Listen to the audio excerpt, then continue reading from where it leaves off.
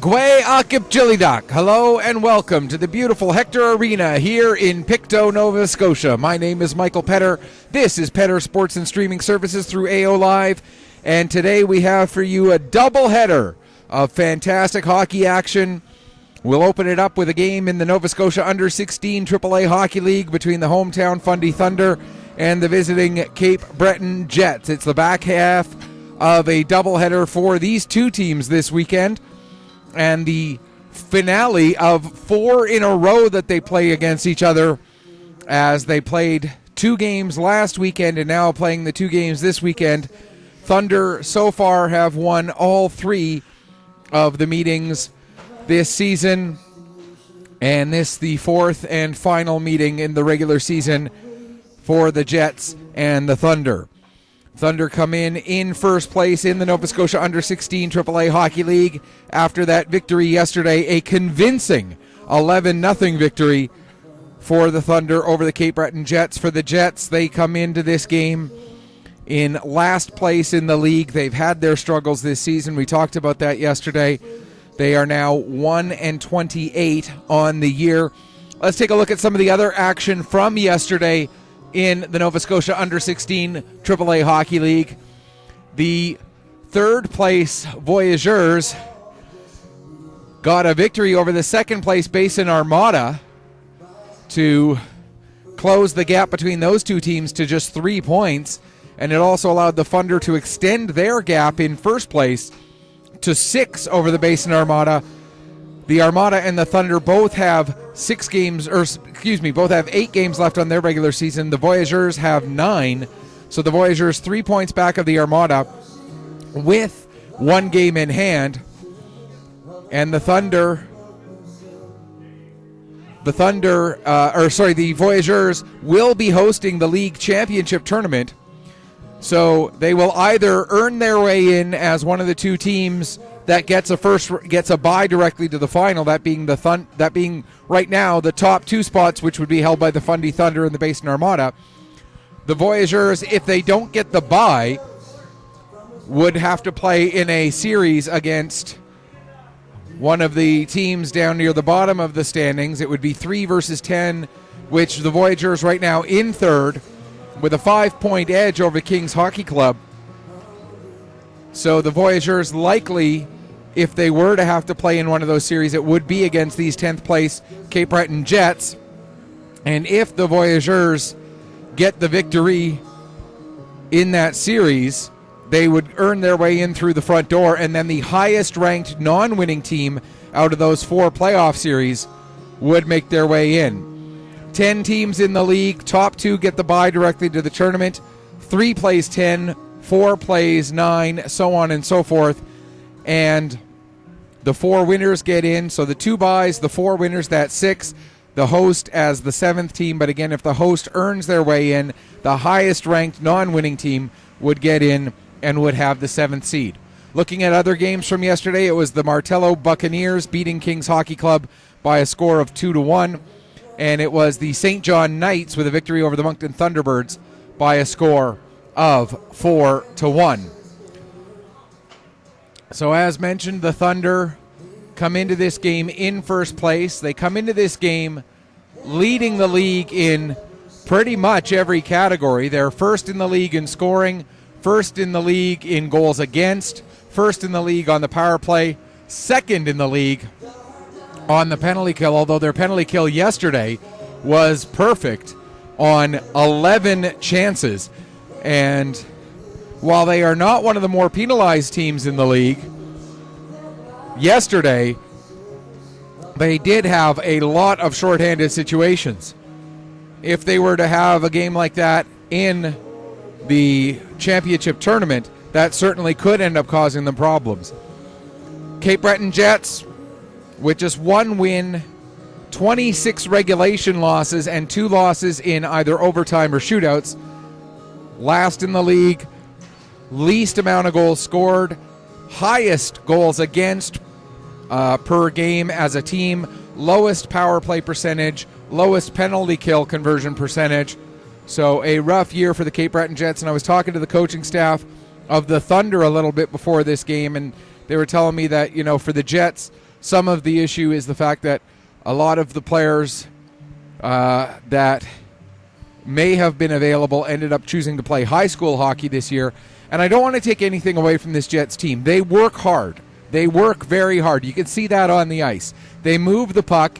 They put in a fantastic effort in their games. They just have not had the puck luck that you would need to have more success at a high-caliber league such as this. The Thunder, meanwhile, have benefited from the fact that a very strong Pictou County U15 program last year graduated a lot of players to the Weeks Majors. Some of those players who did not make it to the Weeks Majors ended up making it to the Fundy Thunder instead. And so this Thunder team has a lot of depth. Similarly with the Truro Bearcats U15 program from last year, only graduated one player to the Weeks program, and so the rest of those players from the Truro program ended up in this Fundy Thunder team. So a lot of depth, a lot of scoring, a lot of skill on this Fundy Thunder organization.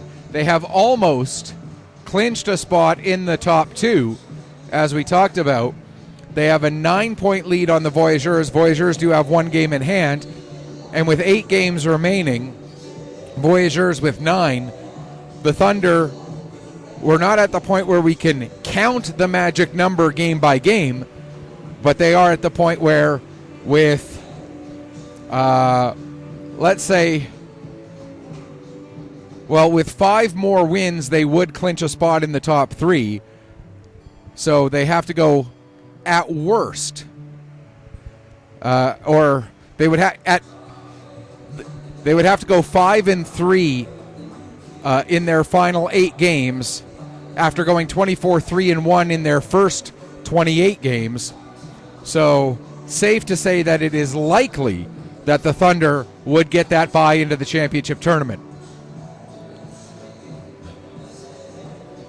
Couple of lineup notes, changes from yesterday's game to today. For the Cape Breton Jets, the only change in their roster is Cohen Tanner, who was not in the game yesterday, is added to the lineup for today. Everything else remains the same. For the Fundy Thunder, a few changes. Matt Merriweather, as well as Chris Jordan and Caden Campbell, all showing as unavailable for today's game. Ryland Sutherland, who did not play yesterday, is back in the lineup today. And another AP call-up, Ewan McKinnon, is in the lineup on defense for today's game. So again, that's Merriweather, Jordan, and Campbell all draw out of the lineup as unavailable. Sutherland draws back in after missing yesterday's game. McEwen draws in, as well as the change to the starting goaltender. Ben Verge played yesterday's game. Caleb Olton gets the start today. And as we, hit the wrong button. As we take a look at the stats for the goaltenders for the Thunder, it will be Caleb Olton, as we mentioned. Comes in with a record of 11-2, a goals against average of 2.09, which would put him third in the league amongst eligible goalies. There's one other goalie who played one game and gave up 2 goals.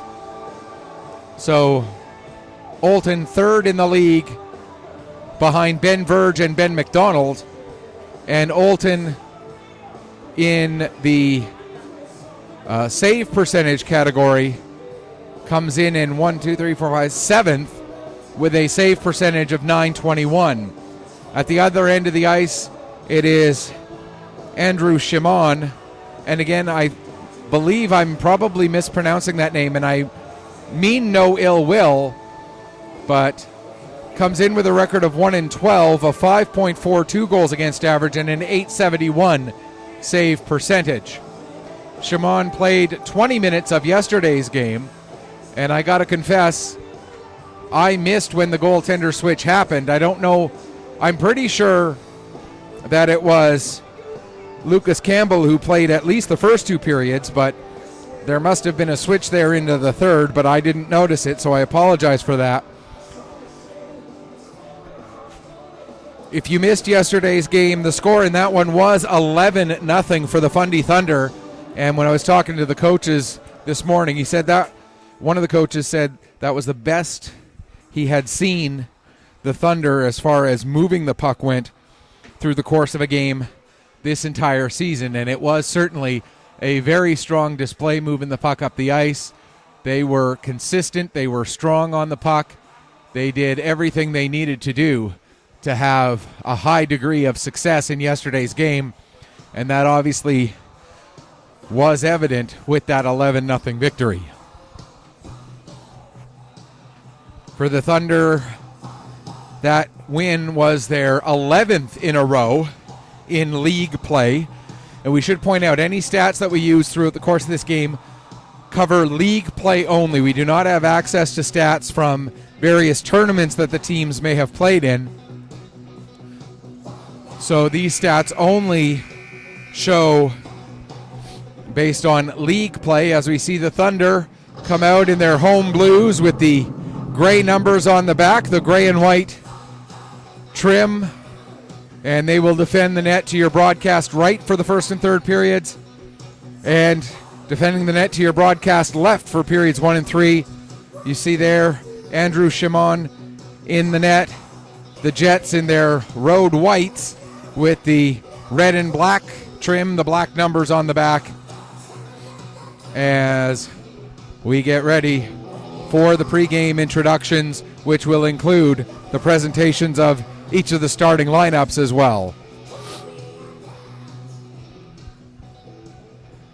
As we send things down to our in-house public address announcer for pregame introductions.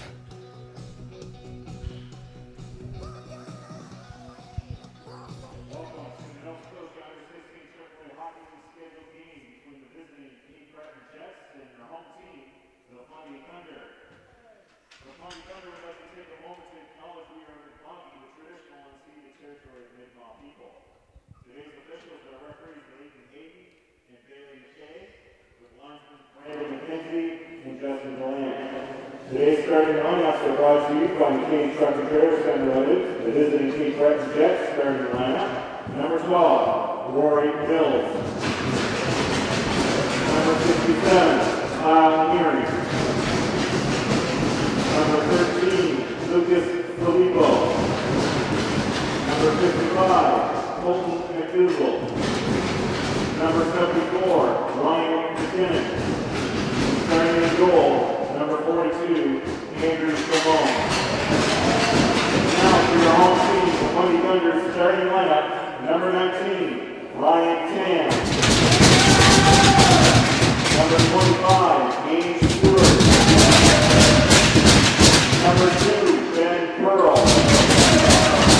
Number 9, Sam Madison. Number 27, Chad Lockhart. Starting in goal, number 33, Caleb Olsen. Now, right here in Grable, please stand and remove your caps for the playing of Canada.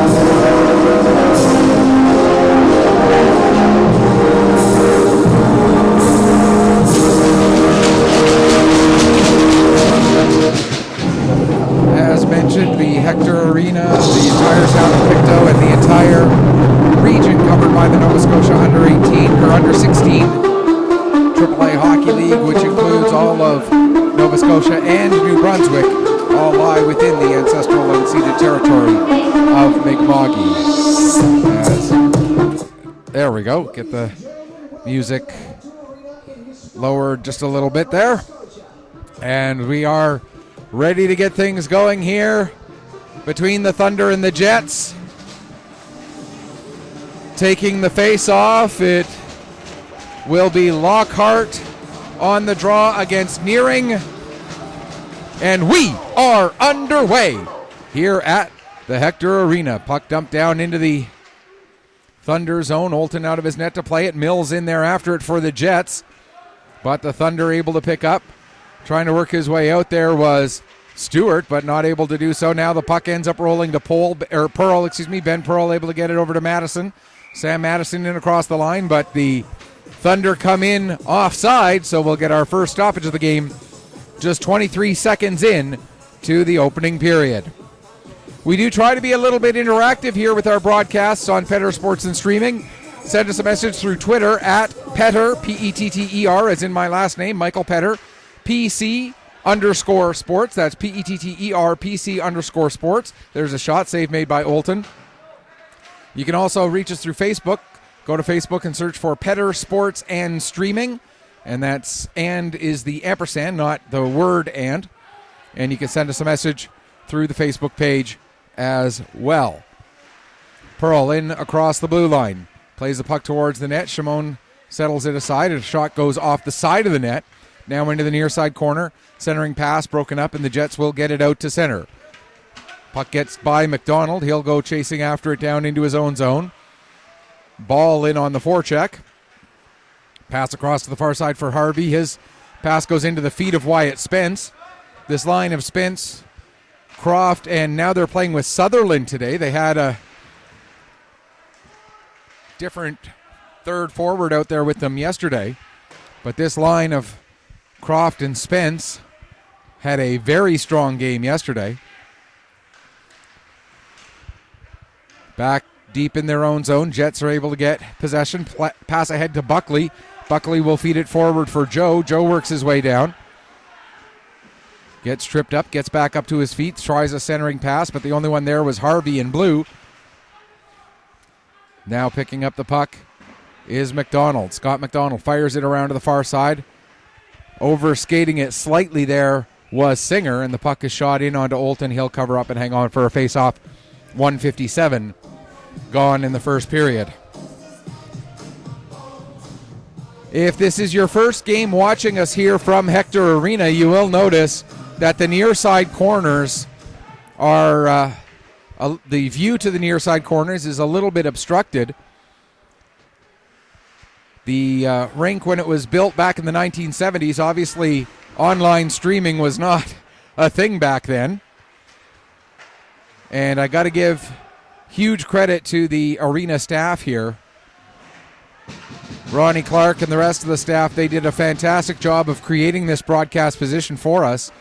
They have netting all the way around the entire rink, but here in our broadcast spot over center ice on the home bench side, they took out a piece of the netting and put in a piece of plexiglass for us to be able to shoot through. And it was a fantastic job. They got us pretty much in the best spot we can be in for a broadcast. The unfortunate thing is, because we are so relatively close to the ice surface, it does make shooting into the near side corners a little bit problematic. But again, the crew here did the best that they could with the fact that a facility was built without broadcasting in mind, just because it was, almost 50 years ago now, and online streaming wasn't a thing. There should have been foresight. I kid. I don't want anybody to think I'm actually seriously annoyed there. Here's McClellan coming in with the puck now for the Thunder. His shot blocked by his fellow number 55, McDougall. McDougall able to pick up the puck behind the net for the Jets. Is able to get it ahead there. And now the Jets come out.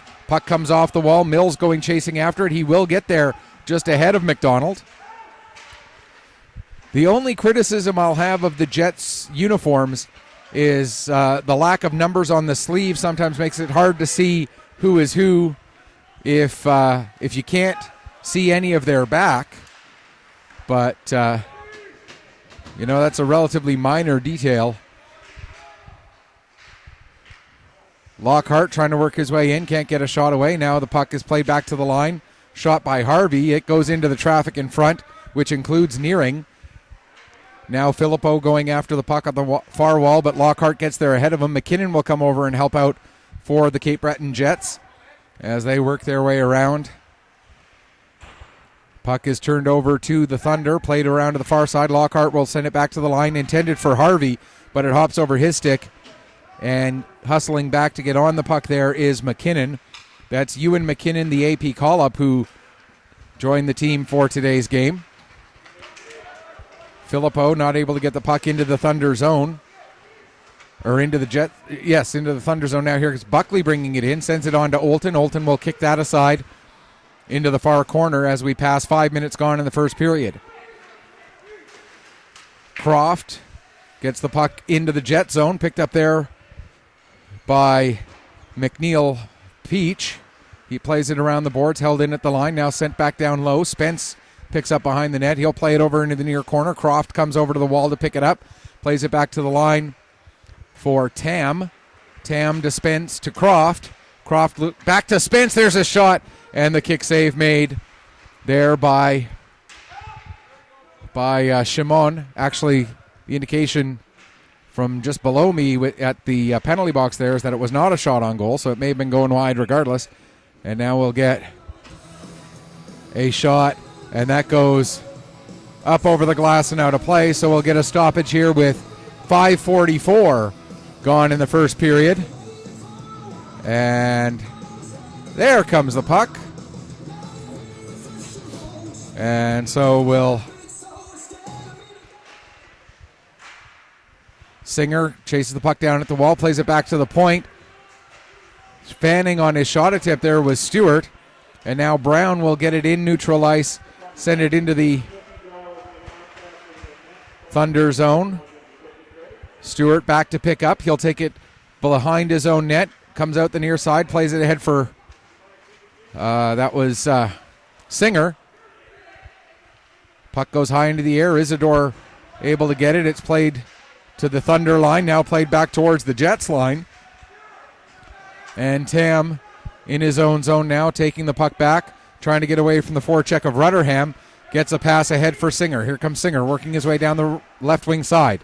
Dumps the puck in deep. Buckley going after it for the Jets. He gets there first. And Buckley will work his way out, leading the rush himself. Sends the puck past Tam, goes chasing after it. Buckley behind the net, inside the Thunder zone, into the near corner, plays it up the wall, intended for McDougall, but that's broken up. Now here comes Singer. Singer by himself coming in. Tries to get a shot away. It's blocked by McKinnon. And McDougall gets to the puck in the corner. It's coughed up to Ellis, and it rolls right in onto Shimon, and Shimon will cover up and hang on for a face-off. 7:03 gone here in the first period. And by this point of yesterday's game, the Thunder had already scored 2 goals and opened up an early lead. They had 4 in the first, 3 in the second, and 4 more in the third on the way to that 11-0 victory.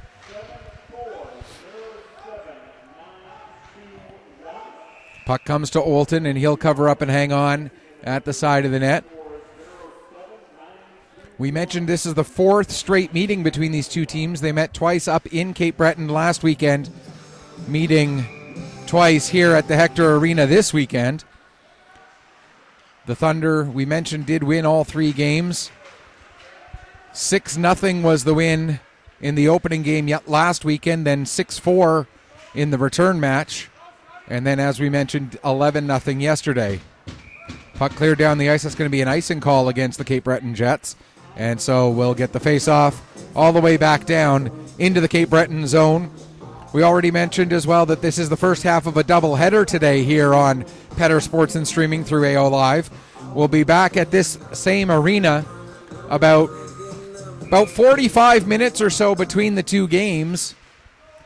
And our second game will be game 2, also between a Cape Breton-based team and the team that has this as their home rink, that being the Cape Breton Lynx and the Northern Subway Selects of the Maritime Major Female Hockey League. It's their second game of their Hockey Nova Scotia U18 AAA female semifinals. Regular season for the MMFHL has wrapped up. We're into the playoffs now, and for playoffs, it's not league playoffs, but the league separates into its 3 provinces.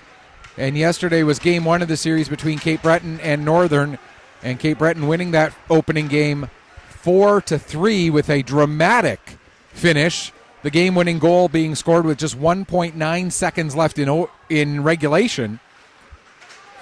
A wild finish to that one. And that game 2 of that series will start at 1:30. Delayed penalty coming up against the Jets here as Olton is out of the net for the extra attacker. But that's going to be an icing against the Thunder. So combine the icing and the penalty, and the face-off should be in neutral ice.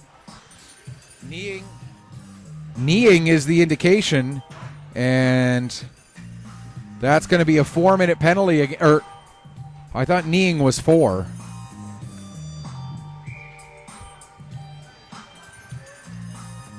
Yeah, no. Yeah, it is 4 minutes. So the Jets will be shorthanded for a double minor for kneeing. The penalty coming at 8:44 to Owen Buckley. And so the Thunder, who scored 3 times on the power play yesterday in 5 chances to improve their league's best power play, will get 2 power play advantages here out of the double minor. Spence gets around one player, fans on a shot. And as we also mentioned, it's the league's 10th ranked penalty kill out of 10 for the Jets. They've had their struggles with that. Here's Croft with the puck now. Back in his own zone. 40 seconds gone in the double minor. Brady Croft into the zone. Plays it across to Spence. Spence with a shot. And a nice block there by McKinnon. Now Spence tries to center it for Sutherland. Puck goes up into the air. Joe takes a whack at it. And Sutherland able to pick up the puck. He fires a shot. That goes off a leg down into the corner.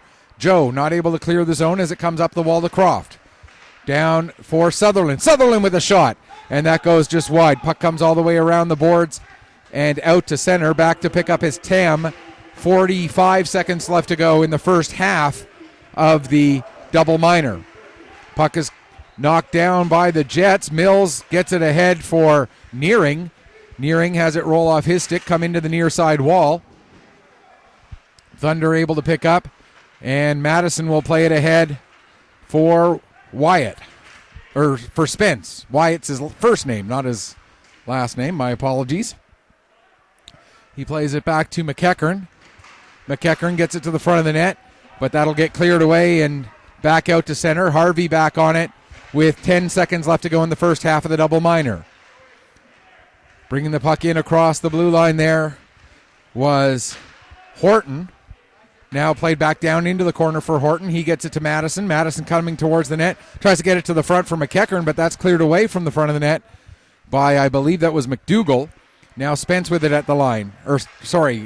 My apologies. Harvey with it at the line, but it's cleared. His attempt to get the puck back down low was knocked down. Now a lead pass for Spence. We're down to 1:39 left to go in the double minor. Horton going after the puck down in the corner. Working back up the wall, gets it to the line. McDonald gives it over to Harvey. Harvey comes back to the near side. Working down low, tries to get a pass across. That just misses Madison. And the Jets are able to intercept and launch it down the ice with 1:18 left to go in the power play for the Thunder. 8.5 left in the first period, still looking for the first goal of this game. So Jets already well ahead of where they were yesterday. Spence with the puck. Brings it in across the line. Looking to get it across for Sutherland. That pass was broken up. Sutherland able to get to the puck, but had it knocked away from him. Rutherham able to help get it out to center. 45 seconds left to go in the double minor. Here's Tam. He'll work his way up the ice, in across the blue line. Tam continues to take it down the right wing boards. Now stops, plays it back to the line for Spence. Spence gets tripped up there by McDonald, and McDonald will clear it down the ice. 28 seconds left to go in the Thunder power play. Tam behind his net. Plays it ahead. Picked up by Spence. Spence gets around the check of one player. Now brings the puck in across the blue line. Fires a shot and scores!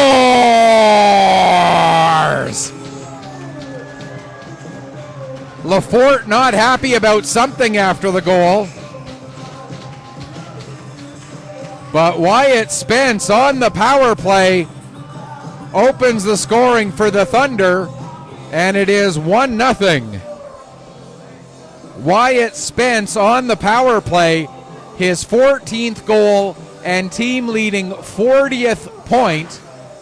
Oops, wait a minute, I changed that. I fixed that part of the... There we go. Don't know why that was still saying third.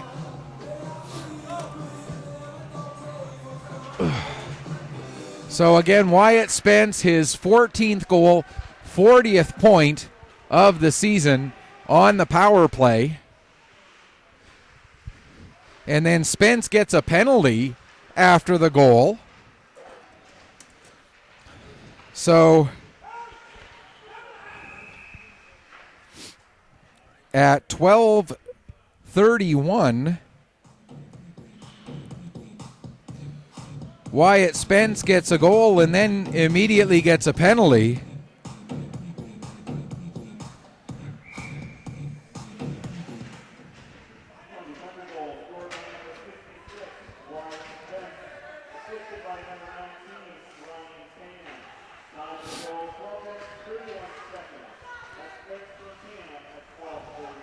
So Tam with the only assist on that goal.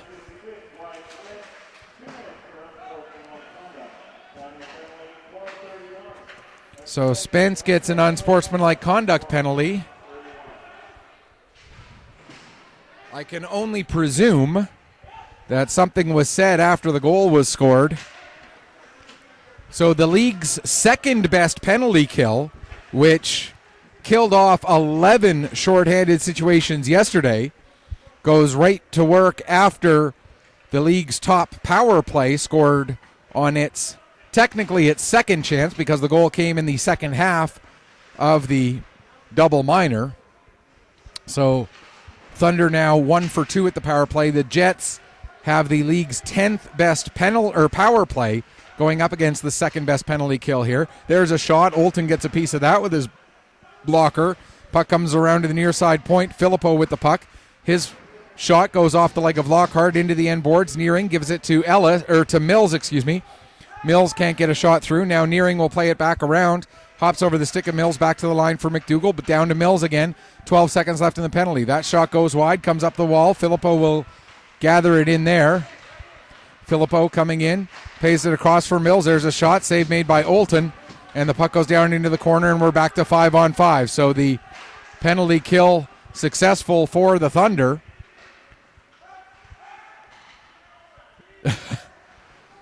As somehow there's still penalty time up on the clock there. Looks like they've put in 12 minutes instead of 2, and so here we go. Now here's Lockhart coming in. We are 5-on-5 despite what we see on the clock up there. Human error, it happens. Don't worry about it. Here's Spence with the puck now. He plays it back for Horton. Horton turns and fires, and that ends up going wide. Joe gets to the puck on the far wall. Thunder able to pick up, though. Stewart plays it to Lockhart. Lockhart can't take the pass cleanly, however. Down into the corner.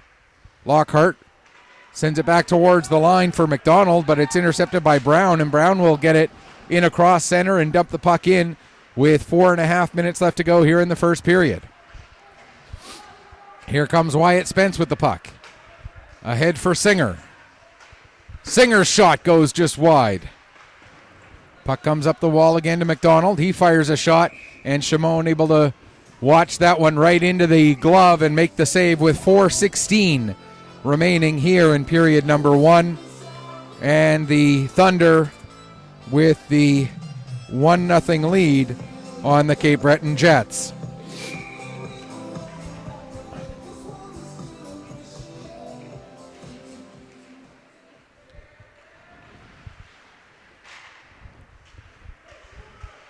Up the near side, Jets get the puck out to center as Joe was able to chip it away. Stewart is the first one on it, just inside his own blue line. Puck went out and came back in again, so that's going to be an offside against the Jets with 4:01 now left in the period.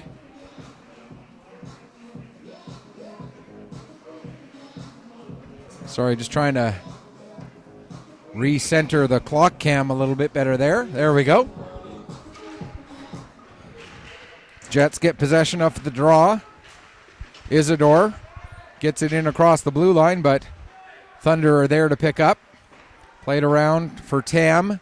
He'll get it ahead to Madison. Madison able to clear it out to center. Can't get the puck any further than that, however, as Tam is now on it. He'll play it over to the near side for McKinnon. And it's sent down into the Cape Breton Jets zone. Turned over there.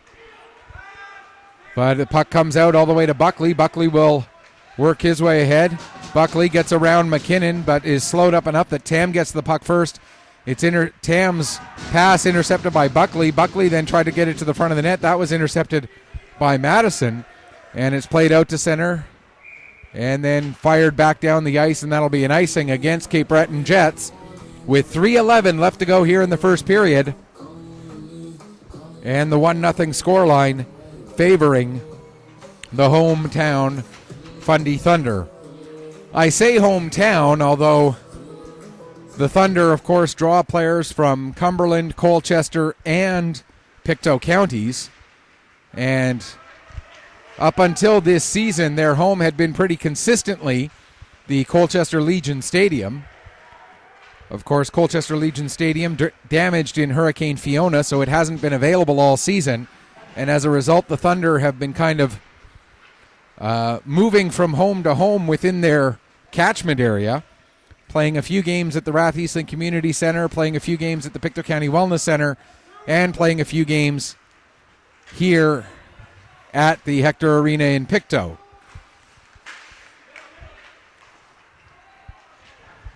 Spence with a shot. That goes wide. And the fact that they had to move some of their games here to Pictou County is how we were able to get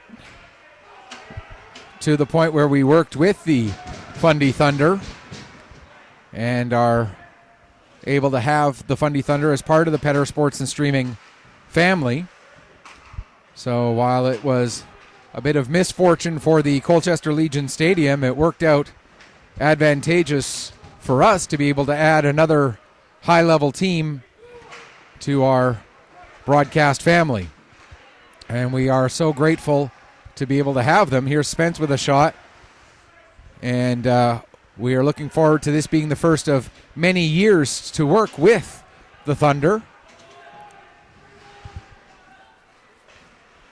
And to be able to, even if whatever rink ends up being their home rink next year, whether they are able to be back in Colchester Legion Stadium, which I have heard will be ready for next fall. I hope that Petter Sports and Streaming is able to continue to work with them next season. Puck goes way up high into the air, ends up coming down, and is gathered in there by Ellis. Ellis plays it to Tam. Tam gets it down towards the corner for Madison.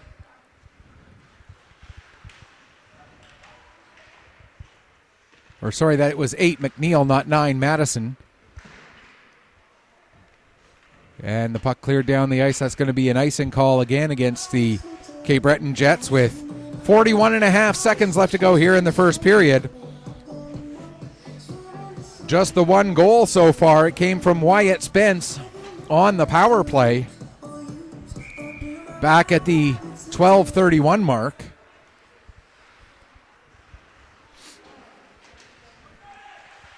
Mills looking to clear the zone. He couldn't, but Isidore will pick up the puck and he will bring it out. Ahead for Nearing. That pass is knocked away. Now loose puck. Tam will head over and gather it in. Tam gives to Stewart. Stewart up the wall for Singer. Singer in across the line, has McEachern heading towards the net. Singer holds, gets a shot away, and that's deflected, goes up into the glass. Thunder back on it. Playing around to the near side corner. Sent back around to the far side. Singer will be the first one to get there, but the horn will sound to end the period, and then we get a little bit of pushing and shoving after the whistle.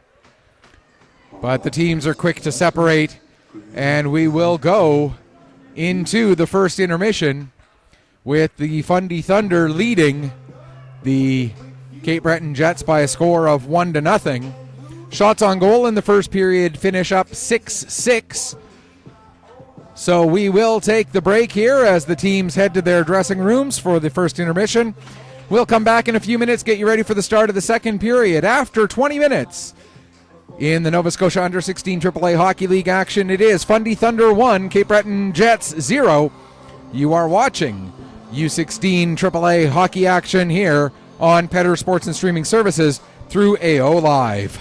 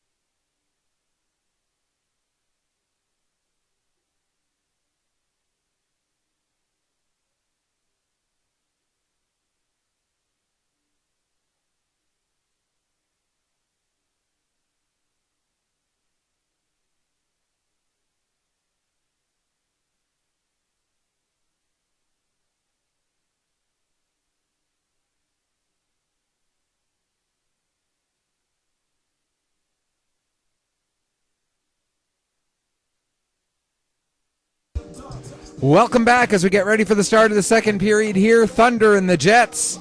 Thunder with the 1-0 lead after the opening 20 minutes. Wyatt Spence with the only goal, his 14th of the season. It came on the power play to give his team that 1-0 lead. The only assist on that goal going to Ryan Tam. So after the opening 20 minutes of play, it is Thunder 1, Jets 0. First game of our doubleheader action here at Hector Arena in Pictou. Stick around later. Well, go grab a bite to eat between games, as we'll have a bit of time before the Northern Subway Selects of the Maritime Major Female Hockey League. The regular season champions take on the Cape Breton Lynx in Game 2 of their best-of-5 Nova Scotia semifinal. Lynx carrying a 1-0 lead into Game 2 after winning with a goal with 1.9 seconds left in regulation yesterday to get the 4-3 victory. But before we get to that, we've got 40 minutes left of exciting Nova Scotia under-16 AAA action here between the Thunder and the Jets. Lockhart taking the draw against Nearing to get the second period going, and the Thunder end up with possession off the face-off. Madison gets the puck ahead as Pearl gives to Lockhart and sends it down deep into the Jet zone. Nearing back to get it. Puck is left there, though. Lockhart trying to get it to the front of the net. He does. Madison with a backhand shot, and Shimon will steer that aside. Lockhart tries to work it back down low, but that puck gets knocked down, and the Jets are able to bring it out. Harvey played it up as far as Filippo. Filippo went to get it back into the Thunder zone, but Madison intercepted and took it the other way. Now it's played back out to center again. Harvey will get it ahead for Pearl. Ben Pearl, who had 2 goals in yesterday's game, goes into the corner against McDougall. Madison, who also had a very good stat line for yesterday's game. Now Harvey with it at center ice. He'll dump it in. And that's one thing about this Thunder team, is the scoring really is balanced through the lineup. You know, they are the league's top scoring team, averaging around just a hair under 6 goals a game scored. But the leading point getter is just a little bit over 1.5 per game. So that shows you how the balanced scoring comes through the lineup. And that is part of what is going to make them so dangerous. As you look at, you know, heading into the postseason tournament, which isn't that far away. It'll be the weekend of April 6th to 10th, I believe, or 6th to 9th is the dates, I do believe. And we're hoping to talk to the Voyageurs, who are the host team, to see about Petter Sports and Streaming and AO Live being involved in the production, in the streaming of those games for that tournament. We'll wait and see. We'll try and touch base with them. If anyone from the Voyageurs is watching, we would love to be involved. Puck comes back to the line. McDonald plays it down. There's a shot, save made. And now the Jets pick up, and here comes Joe coming through center. Joe will flip it down right onto Olton. Olton shoves it down towards the near side corner. Joe goes after it there. He gets there first, but the puck comes free to McDonald. He tries to play it over to Stewart. Doesn't quite connect, but the Thunder still end up with the puck, and Horton able to get it out to center ice. Rutherham picked it up there, and now it's up into the screen and out of play with 2:47 gone here in this second period.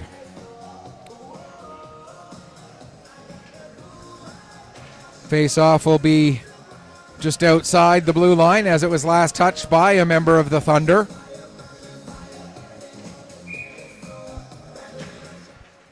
Ball wins the draw for Cape Breton. Pass to try to get it back to Ball gets broken up. As down towards the corner. Tanner had it for a moment. It comes up the wall. Tam with the shot. That goes off the leg of Isidore into the corner where Singer gets it under control. Now coming over to help out is Horton as Singer was tied up by Tanner. Puck comes free. Isidore plays it up the wall. And the pass intended for Rutherham ends up missing the target. Ball has it knocked off his stick. And now Brown will launch it down into the Thunder end. Olton out of his net, settles it there for McKinnon, who bobbled the puck. There's a shot that goes wide, comes all the way around up the wall to McKinnon. That being Ryan McKinnon of the Jets as opposed to Ewan McKinnon of the Thunder. Singer carries the puck across the red line and then dumps it in. Shimon out of his net to settle it there as we reach 4 minutes gone here in the second period. McDougall plays the puck around to Buckley. Buckley looks to get it ahead for Gould. Gould just able to get his stick on that puck as it was nearly intercepted. But now the puck is turned over to the Thunder. Pass intended for Ellis, broken up by Gould, and Gould will work his way, launching the puck back down the ice. Harvey back to get it for Fundy. In behind the net, 4 players in there battling deep. It comes out. It ends up on the stick of a Fundy player. That was McDonald, and he'll get it ahead to McClellan. McClellan trying to feather it through the defenseman. Ends up taking it to the wall instead. Plays it back to McNeil. Down to McClellan again, but he lets it go behind the net. Intercepted momentarily there by Nearing. Now up the near side wall. As they battle for the puck, comes to Ellis. Ellis has it knocked off his stick, and it just gets past Harvey out into center ice. Harvey able to chase it down, plays it across to Scott McDonald. He gets it ahead to McNeil. McNeil for Ellis. Ellis, his pass is intercepted. It comes back to Ellis out in neutral ice. Harvey goes across to McDonald. This time McDonald will carry it across the line. McClellan takes the pass, chips it forward. Now the puck ends up with Madison. He plays it over to the far side for McDonald, who'll send it below the goal line. Comes all the way around to the near side. Madison is there. Has Lockhart along the near side wall with him. Madison plays it across to McDonald. McDonald gets it away from Mills by playing it down into the corner for Pearl. It goes up high onto the glass, but not over. Chance there for Pearl, but the puck just rolls away from the toe of his stick as he had Shimon laid out, but couldn't take advantage.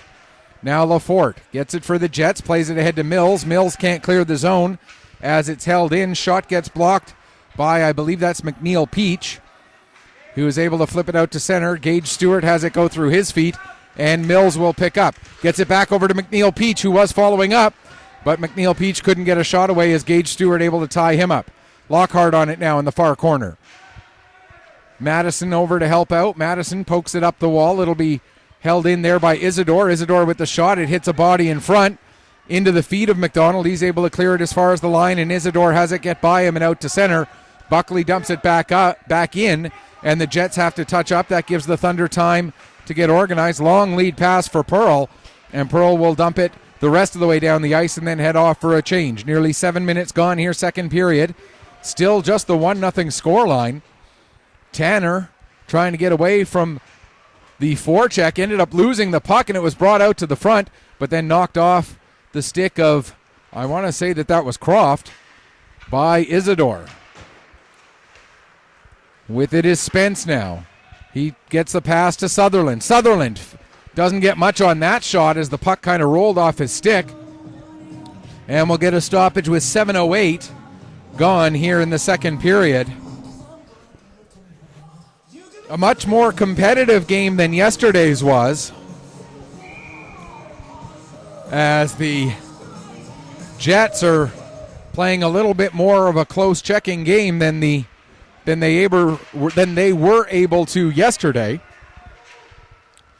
And the Thunder not quite as crisp and sharp with their passes as they were yesterday as well. Here's Spence now. He'll get the puck over to Sutherland. Sutherland brings it in across the line, fires a shot, save made by Shimon. Tanner looked to play it back to Shimon for a stoppage, but Shimon didn't cover it up, so then Tanner turns around and launches it down the ice, so he gets a stoppage anyway, but his team not able to make a change because of the icing with 7:39 gone here in period number 2. The Thunder are almost finished their home portion of their schedule. They've got a couple of home games left, and we will have them for you here on Petter Sports and Streaming. There's a shot turned aside by Olton. They have, I believe it's 3 home games left after today, all at the Pictou County Wellness Center. 2 on the main sheet of ice, 1 on the auxiliary or the Bell Alliant Arena. And we will be bringing you all of those. And if somehow they do end up finishing in 3rd, dropping down to 3rd, then we would bring you their playoff series home games as well. Here's Singer with a shot. But again, that is currently quite unlikely. But if it does happen, we will bring you the playoff home games for the Thunder. And as I mentioned, we're going to be talking to the Voyageurs and hopefully within the next few days.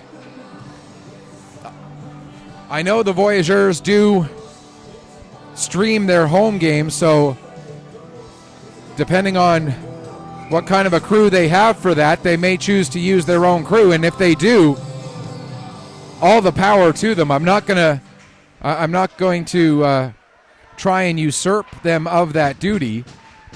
But if, as I know with some teams, it's basically a parent who throws a game up onto Facebook Live, and I haven't had a chance to watch any of the Voyageurs' home streams, so I don't know what their situation is there. But if it is something along those lines, and that parent doesn't want to do the entire tournament, Petter Sports and Streaming will be able and willing to step in and possibly bring that tournament for you. And like I say, we'll be talking to them hopefully in the next few days to try and sort that out.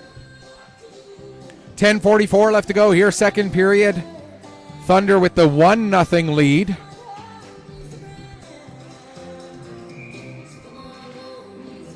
Off of the face-off, puck ends up on the stick of Joe. He's able to bring it out to center, then feeds it to Buckley. Buckley in across the blue line, but then loses the puck. It goes to Tam. Tam plays it over to the near side for Stewart, who gets it ahead a little bit out of the reach of the intended target of McNeil. Now down with the puck is Ellis.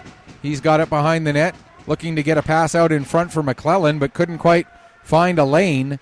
And then the Jets are able to separate him from the puck, and out they come. Here's Joe. Nice move to get around Stewart. Joe comes in, gets a shot away. Olton able to steer that to the far wall. Buckley is there. He gets taken into the boards by Stewart with a good hit. And the Thunder will come out. Here's McNeil with the puck. McNeil takes a slash, then gives a slash back. Neither get called. And now they continue to push and shove, and Joe with the takedown. And we'll see. You violated the law. The initial penalties.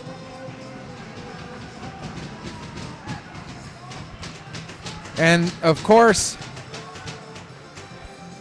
we'll see what gets called out of this. And it looks like they're gonna take both of them.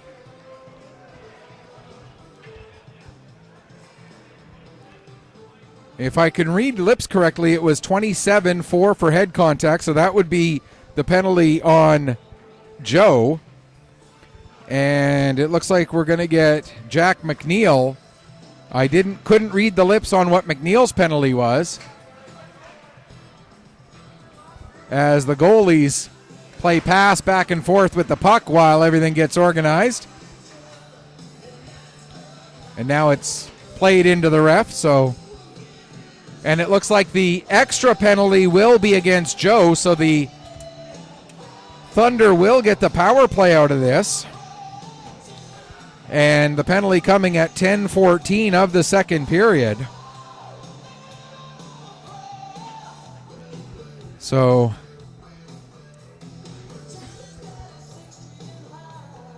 all of this here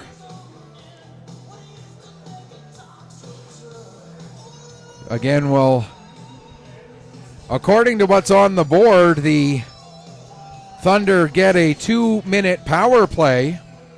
They're 1 for 2 with the man advantage already here this morning. As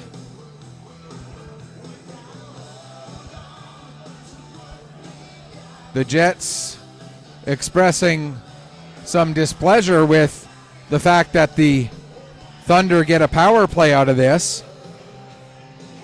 But they need somebody to come over to serve the extra 2. So that's step number 1 prior to being able to continue on. Now we'll get Buckley as one of the leadership team wearing the A coming over to talk to the referee about something.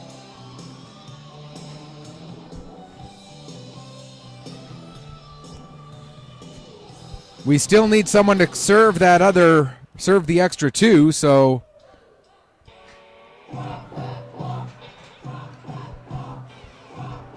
well, we can't get him to drop that puck yet. We need somebody to come over and serve the extra 2, as our music guy getting a little impatient here.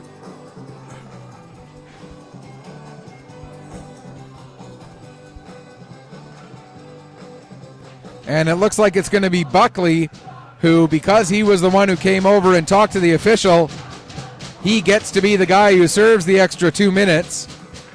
And we are ready to go, and we are back underway with the Thunder on their 3rd power play of the morning. As mentioned, they are 1 for 2 after they scored on the second half of the double minor taken by Buckley in the first period.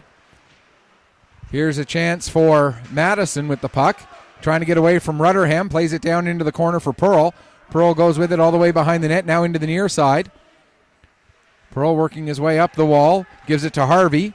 Harvey's pass across gets intercepted. Now here comes a chance shorthanded for Nearing. Nearing coming in alone. Nearing makes the move, and Olton with a big save to deny Nearing on the breakaway coming in shorthanded.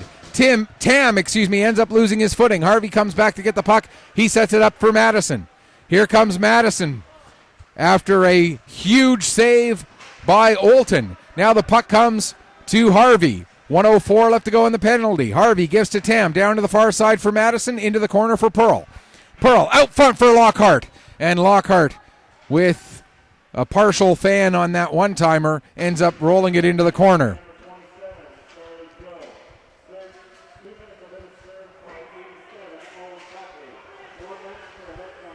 So it is a 4-minute head contact penalty, so I did read the lips correctly there. And the 2 of that being served, as mentioned, by Buckley.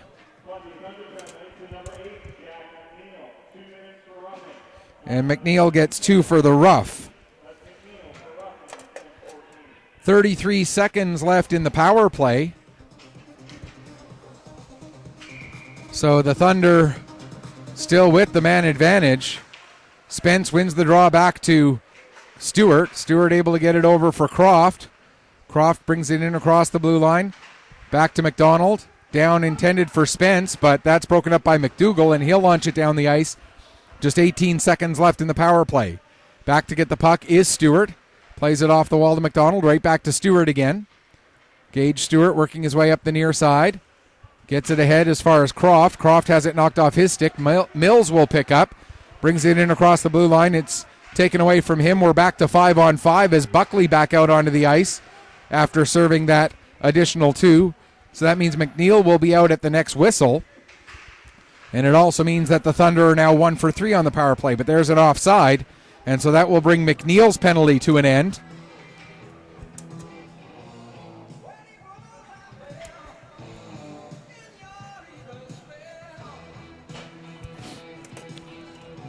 And so we'll get the face-off just outside the Jet blue line here with 7:33 to go in the second period. Croft brings the puck in across the line, has it taken away from him, and the Thunder pick it back up out at center ice. Stewart plays it off the wall, goes in across the line, gets chipped back down again. Race for the puck. Stewart will get there just ahead of Rutherham. Plays it across for McDonald. McDonald sends it around behind the net, back to Stewart on the near side. Sent ahead, it comes out to center, and McNeil Peach will dump it right back in. Settled by Olton for McDonald. As we reach 13 minutes gone here in the third period. Here's Sutherland with the puck now. Off the boards, not cleared out as Brown holds it in. McDonald around in the far corner, plays it up to Croft. Croft for Spence.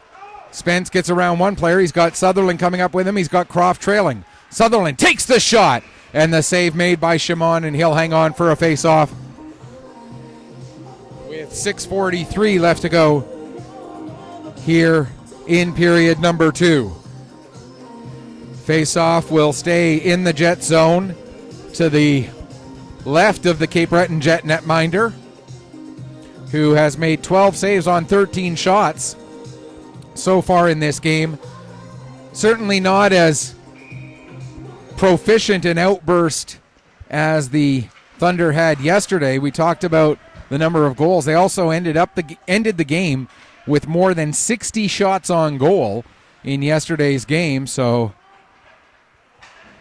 the busyness of Campbell, not nearly the same as the relative quiet game that Shimon has had so far. Here's Isidore with the puck as one of the Thunder defenders is without a stick. Trying to kick at the puck there was McKinnon. And McKinnon able to get to the bench after having his stick break on him on the back check. Now getting the puck is Singer. Singer trying to get around Isidore. Isidore able to slow him up, but the puck stays there for Singer. He fires a shot. It goes just wide. Now McEachern trying to get it out front. And getting onto the puck is Shimon. And then after the whistle, a couple of Thunder players get knocked down as they were a little too close to Andrew Shimon for the comfort of the Jet defenders. Still got to wait for likely one more whistle. Does Charlie Joe, as his penalty won't end for another 7 seconds, and then he will have to wait for a whistle, as the penalty, of course, is not on the board at the moment because it had the man advantage part of it had come to an end. Pass ends up going off the foot of McNeil. That allows Filippo to poke it ahead for Mills. Mills back for Filippo. That pass is intercepted. And out come the Thunder again. McClellan. He'll fire the puck in deep, go chasing after it, but Mills will get there just ahead of him. Here comes Mills, working his way out to center. Mills still with the puck. Now his pass ahead, just a little bit out of the reach of the intended target of Nearing. And the Thunder are able to pick up, and back they come. Here's McNeil with the puck. McNeil in across the line, fires a shot. Shimon steers it into the corner. McClellan takes a bump, and the puck is played out to center. Harvey picks up. He'll launch it back in. 5 minutes left to go here, second period. McNeil Peach for the Jets, trying to get away from the forecheck of McClellan. McNeil Peach still on it, but now Madison able to create the steal. Madison trying to get it to Pearl. Pearl will chase it down in the near side corner, throws it towards the net. Nearing is there to pick up for the Jets. He'll play it ahead, and bringing the puck out to center ice is Filippo. Here comes Filippo. Sends the puck towards the net. Olton covers up, and Filippo tries to get his stick in there, which draws the ire of Scott McDonald. And McDonald's going to get a retaliatory slashing penalty here. And so the Thunder will go shorthanded for just the second time in this game. This penalty coming with 4:34 left to go in the second period. Scott McDonald off for the slash. Jets 0 for 1 with the power play so far in this game. Here's Isidore with the puck. He plays it to Nearing. Nearing working it down the wall, comes back to Isidore at the line. Isidore Gets it back to Nearing. Nearing comes to the middle of the ice, takes a shot, the save made. And Olton will hang on for a face-off. Just under 20 seconds gone in the Jet power play. 4:15 left to go here in the second period. Still just the 1-0 scoreline. After the major offensive outburst yesterday, Thunder not quite as prolific today. Jets forced all the way back deep into their own zone. Now here they come. Mills fires it around the boards. Nearing will get to the puck first, send it back behind the net. It hops past Mills, comes all the way up the near side wall to Isidore at the line. He'll play it back down. Mills lets it go into the far corner. Tam will get there ahead of Buckley, but Tam playing it up the wall, held in by Filippo, gives down to Buckley. Buckley has it knocked off his stick by McClellan. And now McClellan not able to clear the zone. Filippo gets it to Mills. Mills across for Buckley. Buckley across, looking to get it to Nearing, but Nearing not able to get his stick on it as he had a wide open net to work with. Now the puck was cleared out to center, bringing it back in with 40 seconds left on the power play. There's a shot by Buckley.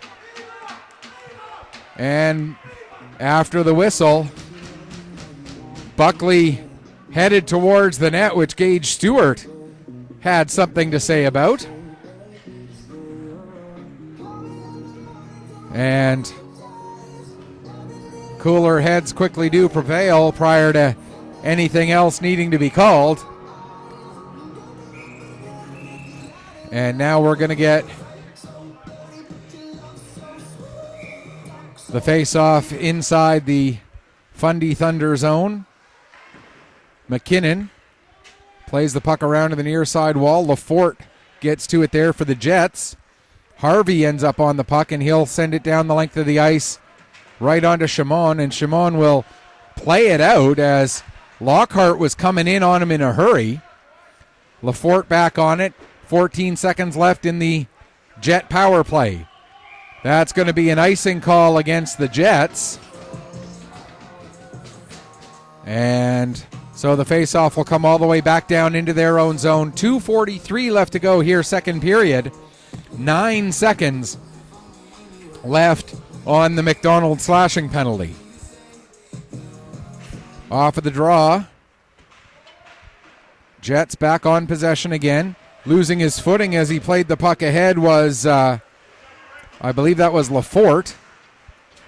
Now Lafort gets the puck back, flips it out to center. Madison knocks that down, and we're going to get a stoppage as Pearl, in some discomfort, just inside the Thunder blue line, or the Jet blue line, excuse me. Waiting to see if Pearl can get back to his feet on his own.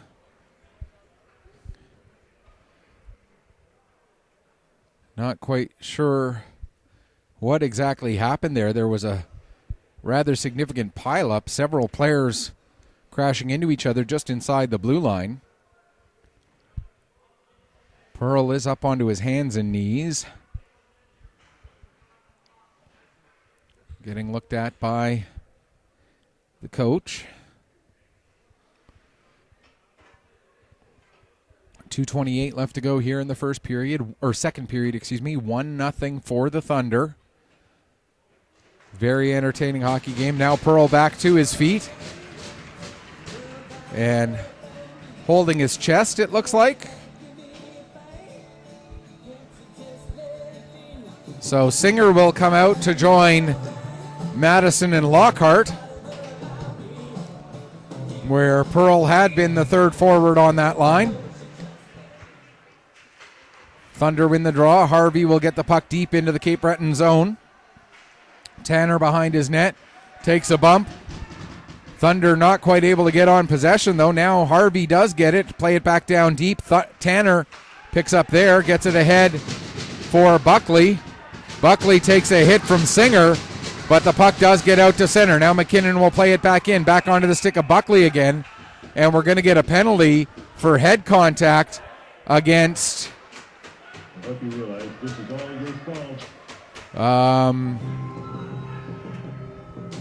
15. So it's Brown who gets 2 minutes for head contact. And so the Jets will be shorthanded for now the 4th time in this game. This coming with 2:01 left to go in the second period. So basically the rest of the period will be power play time for the Thunder to try and extend this very close 1-0 lead. Thunder are 1 for 3 with the man advantage so far in this game. On the season, close to 30% efficiency. So they have a chance, and there they get it with just 8 seconds coming off of the penalty.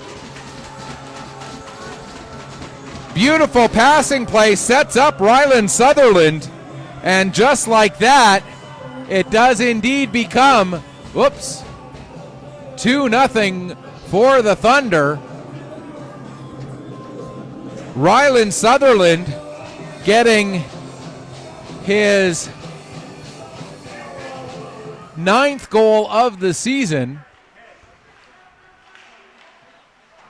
Sutherland's 9th goal, 14th point. We'll get you the details on the assists in just a moment. The goal coming at 18:08.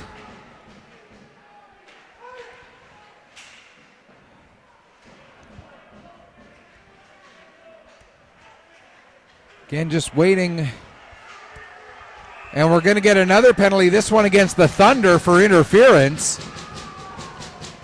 With 1:23 left to go in the period. Interference, the call against, looks like it's Croft who's coming off.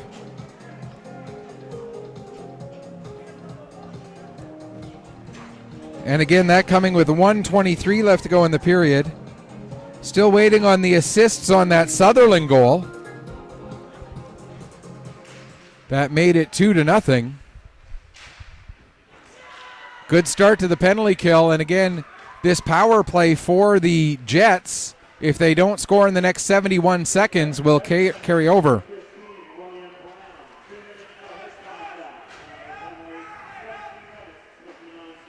So we get the announcement of Brown's head contact penalty at 17:59. Then 9 seconds later,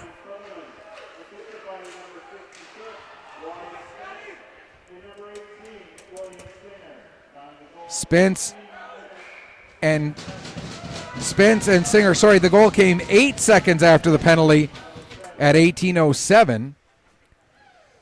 And that was again Ryland Sutherland assisted by Wyatt Spence and William Singer on the power play. And then we get one more penalty, that coming at 18:37. Brady Croft for for interference rather. And now we're down to 32 seconds left in the period. And Filippo brings the puck in across the line. Filippo gives to Nearing, back across to Filippo. Filippo fakes the shot, then gives to Isidore. Isidore to Nearing. Nearing with the shot, Olton the save. Puck comes into the near side corner.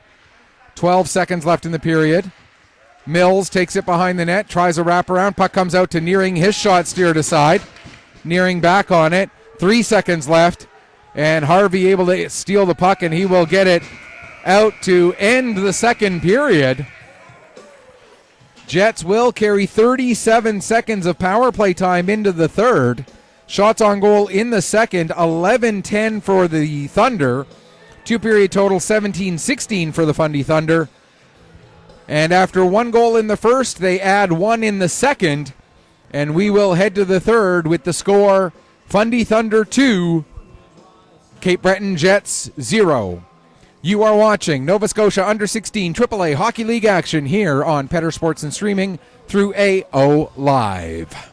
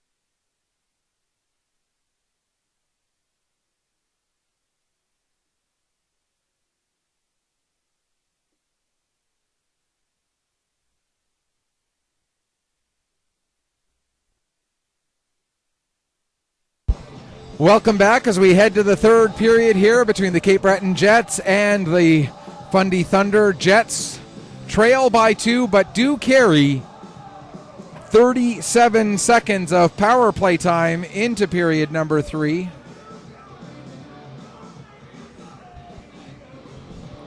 Jets looking to avoid a season series sweep against the top team in the Nova Scotia Under-16 AAA Hockey League. Also looking to avoid dropping 19 in a row in league play.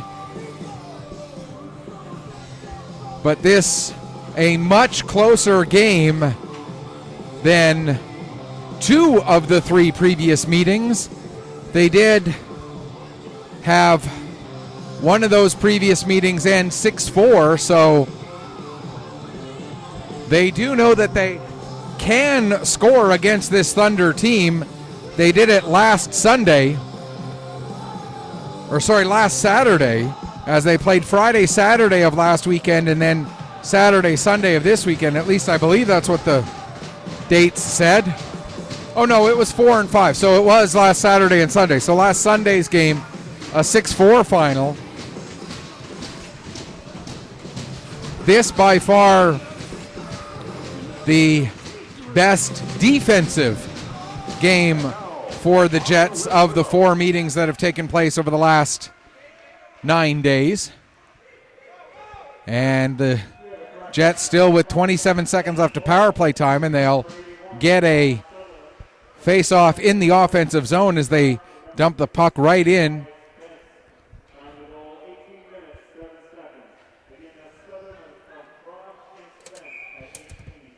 So the second goal has been changed to Sutherland from Croft and Spence.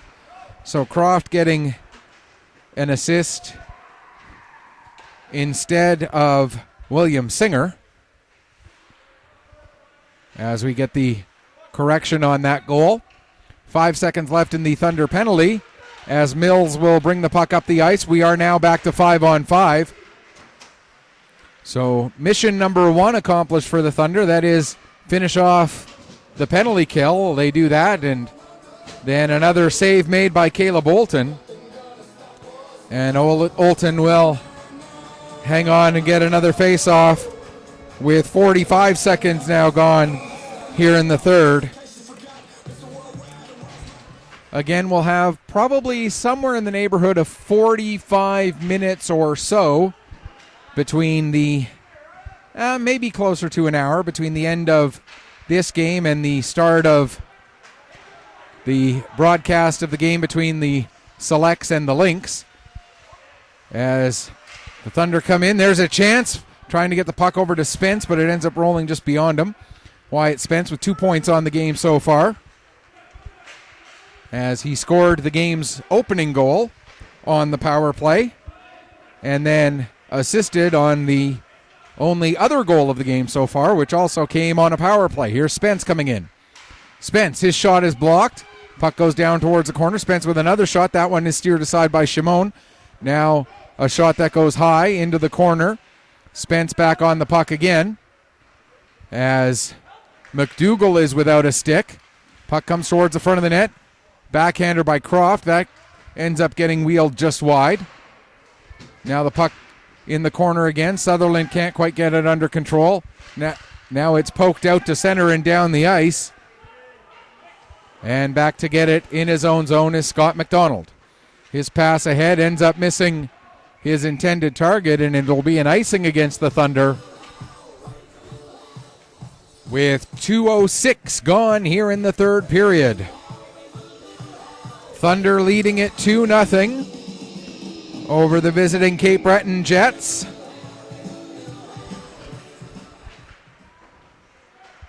Tam will play the puck around to the near side. Singer will pick up there. Plays it ahead to Horton, who gets it in deep. In to get it is McEachern. Isidore goes into the corner, battling with McEachern there. Puck is worked free, played around to the far side. Tam will get to it and send it back all the way around the boards to the near side. Pinching in from the point is McKinnon, but it is poked out to center. Singer picks up there, getting away from McDonald. Now uses the boards to get around Rutherham and plays the puck in just around Isidore. Back to pick up for the Jets was McDonald.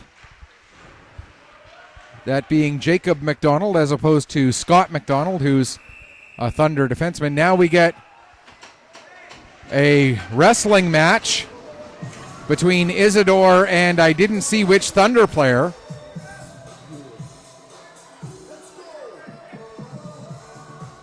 It was Isidore and William Singer. And they will both come over to the penalty box. Isidore trying to plead his case. Both get head contact penalties at exactly 3 minutes, and it will stay 5-on-5. So now the question is, will they sit for 2 and then wait for a whistle, or will they sit for 4 and then wait for a whistle? As we get these coincidental penalties at exactly 3 minutes of the third period between Michel Isidore and William Singer. Again, both getting the head contact penalties. And now we get another save by Shimon, and he'll hang on for another face-off. Again, just waiting to hear if these are 2s or 4s. I'm guessing they're going to be 4s. But I didn't see the referee. I saw the referee put up fingers, but I didn't see how many fingers he put up. McDonald with a shot. Save made. Following up on the rebound. Trying to get a shot was McNeil. Now McNeil takes a bump from Woodland. Gould out at center ice, gets it over to Buckley. Buckley into the zone. Buckley gets a shot away. That goes just a little bit over the crossbar. Now Woodland plays it behind the net to Buckley. Back into the corner. Gould sends it into the near side corner. It is a 4-minute double minor to each, so they will both be out of the penalty box. The first whistle with less than 13 minutes left to go in the game. And now Lockhart sends it down. Lafort gets to it behind the net. He ends up running into one of the Thunder players. Pass ahead now to the near side for Mills. Mills will come to the middle of the ice, get away from Madison. Sends the puck down the ice, and that will be an icing with 15:21 to go here in the third. Jets still trailing it 2-0. But as I've mentioned, this a much better defensive showing for the Jets, as in the 3 previous games, the Thunder had combined for 23 goals in the 3 previous games. Now we get more pushing and shoving as McDougall goes after Lockhart. Lockhart trying to skate away from him. And the Jets, again, showing some frustration with the way their season has gone. And we'll see what gets called here. And it is, again, coincidental penalties for head contact. So this time it's Lockhart and McDougall. And we'll see again if these are 2s or 4s.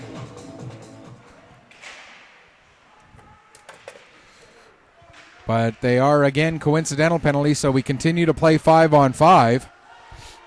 And we just get more players into the box. Again, it's Colton McDougall and Chaz Lockhart. Spence with the puck. Gets it over to Harvey. Harvey now works his way ahead. Pass forward for Spence. Spence in. Avoids the check there from Lafort.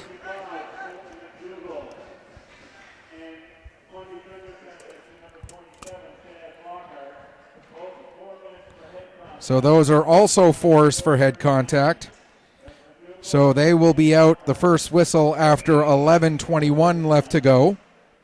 Maybe if you'd ever been in a real fight, you might not be so keen for another. As the puck comes around to the far side, Tanner going after it there. He plays it up to Joe. Joe with it now. He'll send it back to Tanner. Tanner up to Joe again. Joe, his pass slightly off target, and that ends up going down the length of the ice, so we'll get an icing call with 14:18 remaining here in the third period. Face-off coming back down into the Jets' end.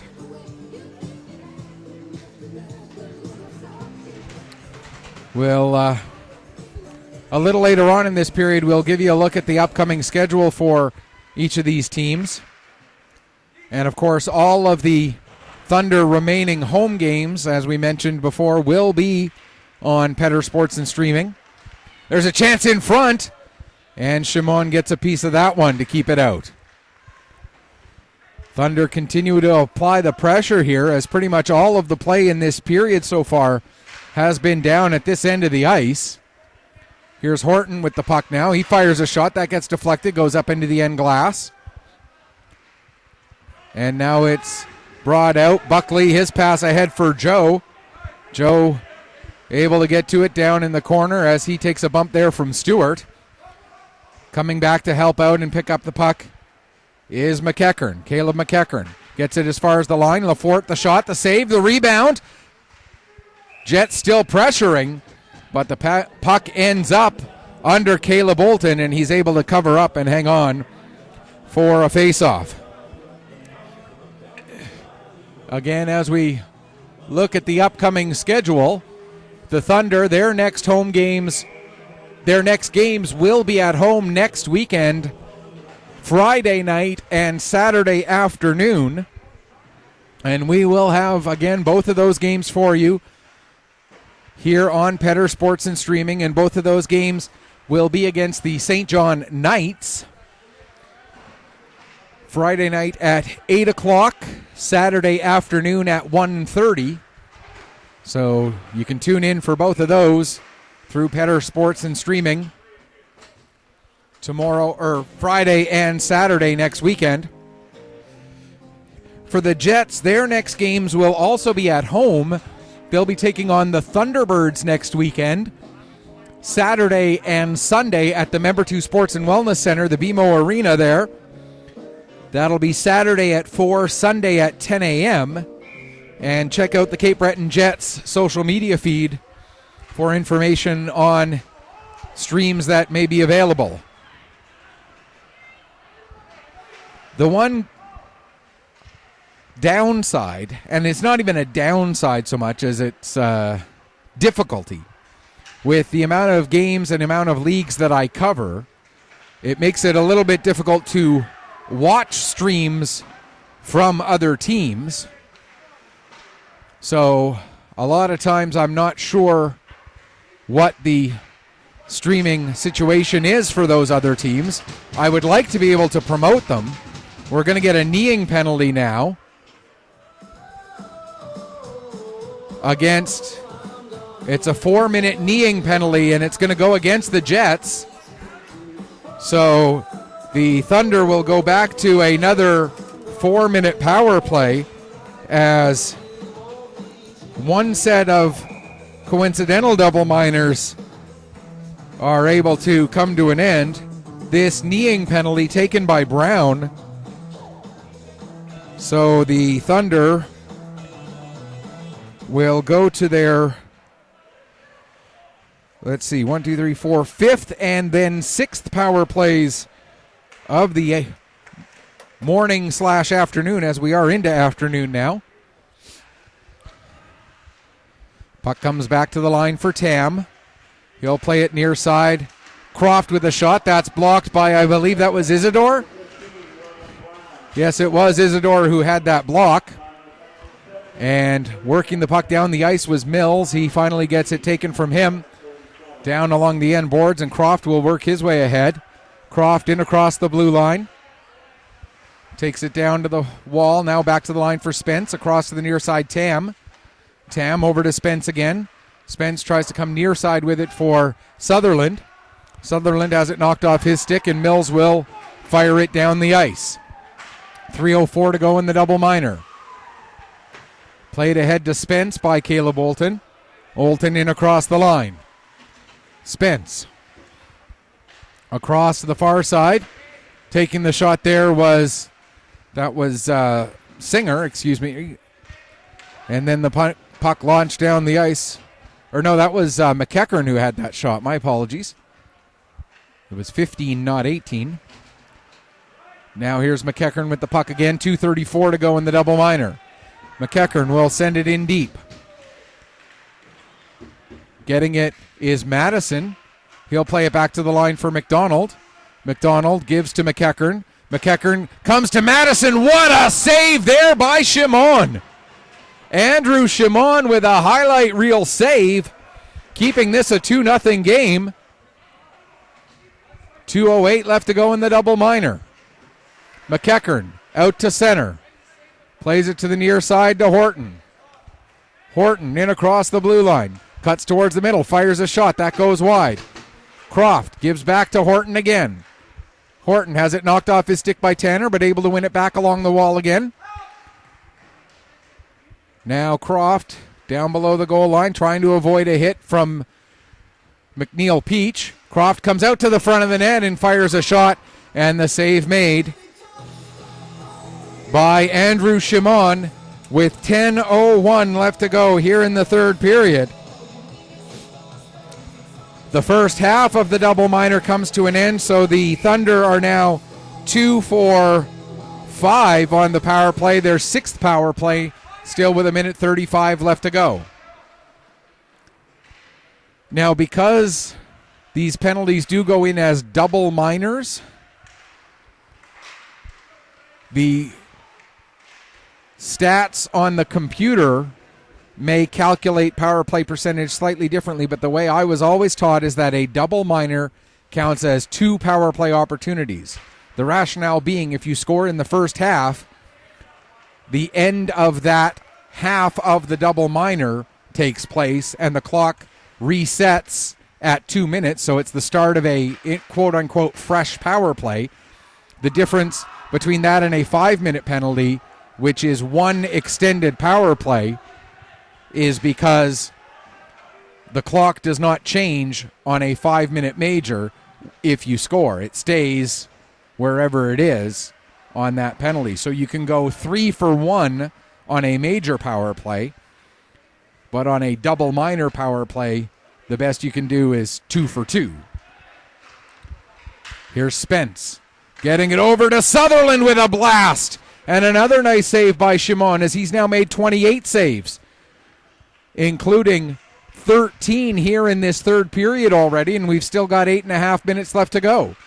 There's another shot, another save by Shimon. Now Croft with the puck again.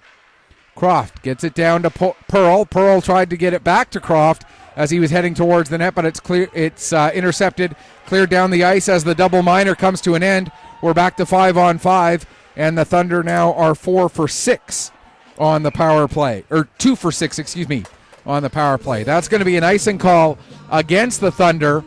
8:15 left in the third period. Again, we'll have 45 minutes to an hour, somewhere in there, between our two games here from the Hector Arena today. So grab yourself a bite to eat in between games and then come on back for the Northern Subway Selects and the Cape Breton Lynx. Here's a chance for the Jets. They score! Mills takes the pass and puts it up over Caleb Olton, and it's now 2-1. Thunder still lead it, but the Jets get one. And for Rory Mills, that is his 10th goal, 19th point of the season. And the game is now within 1. Mills, his 10th goal, 19th point of the season, 10th goal, 19th point of the year. coming with just under 8 minutes left to go.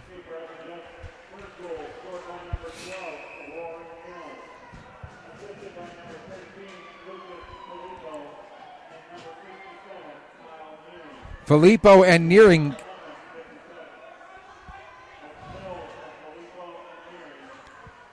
So the goal actually came with just over 8 minutes left. And now the Thunder, who have just given up a goal, now go shorthanded again for another 4 minutes.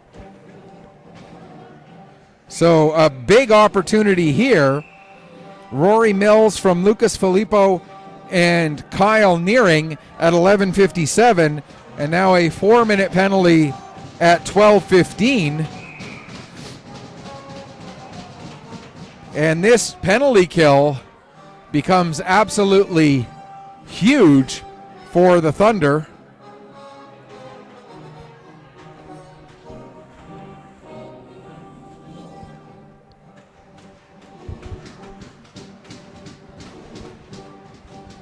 As a couple of seconds ran off the clock by mistake there, so they have to reset the penalty.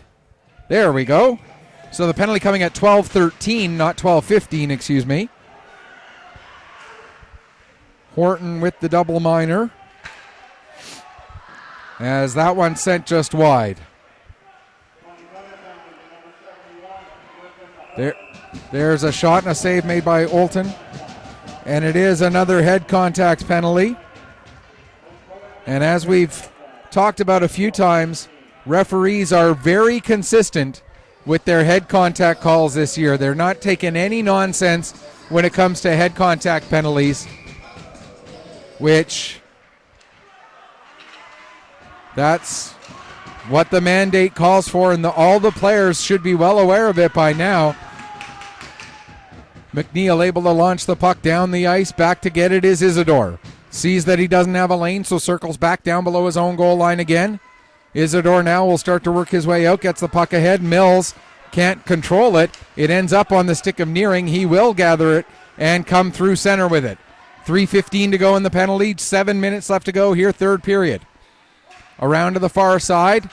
Buckley takes a bump there. Puck will come up the line to Isidore. Isidore skates it along the blue line. Now gives to Buckley. That was Nearing who sends it down into the corner for Buckley. Buckley has it knocked off his stick, comes to the line. Isidore holds it in, fires a shot, and Olton able to make the save and hang on. 2:54 to go in the power play. 6:41 to go, third period. Thunder leading it 2-1 over this Cape Breton Jets team that just will not go away. They have had their struggles this year, but they're continuing to battle, continuing to work hard, and there's a shot, and we get a whistle. And I think the referee thought that Olton had smothered the puck, but he hadn't. And the Jets, understandably, a little bit frustrated there that call didn't go their way, although maybe in hindsight, it might have actually worked better for them, as the Thunder could have gotten the puck and cleared it down the ice. Lafort plays it down into the corner for Mills. 2:33 to go in the double minor. Thunder able to get possession and fire it down the ice. Lafort back to get it, plays it ahead, and now here's a chance, but Lafort able to get to it before Lockhart could get his stick on it while Shimon was still out of the net. Here's Lafort now in across the line, fires a shot. It goes off the stick of Stewart and into the netting, and so we'll get a stoppage with 2:15 left in the double minor. 6:02 to go here, third period. 2-1 for the Fundy Thunder over the Cape Breton Jets.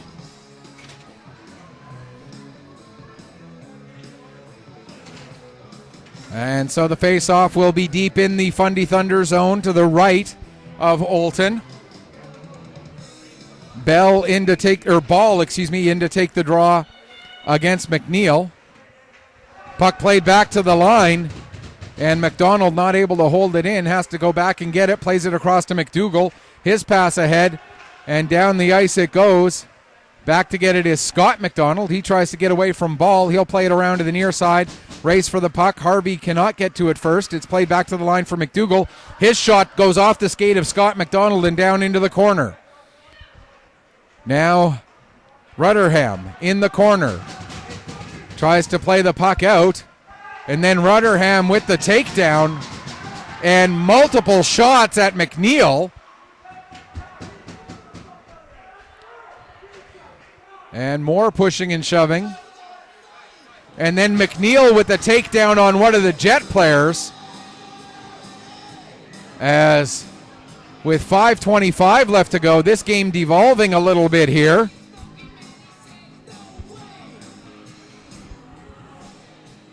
And maybe the best news for this game is the fact that it is still so close. And our officials are going to talk things over to see what all is going to get called.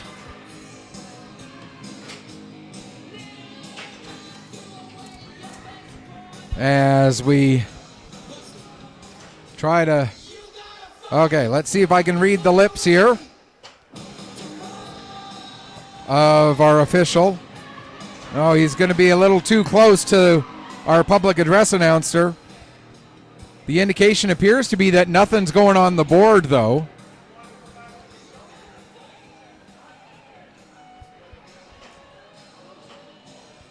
Or... Yeah, nothing else is good. Okay, so McNeil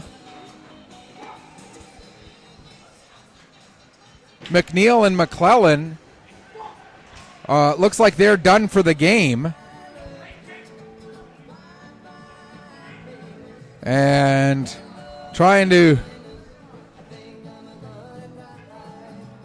as they've been asked to leave the penalty box and head to the dressing room. Similar situation for Rutherham and Joe as well. So it looks like 4 players, 2 for each team, have seen their game come to an end.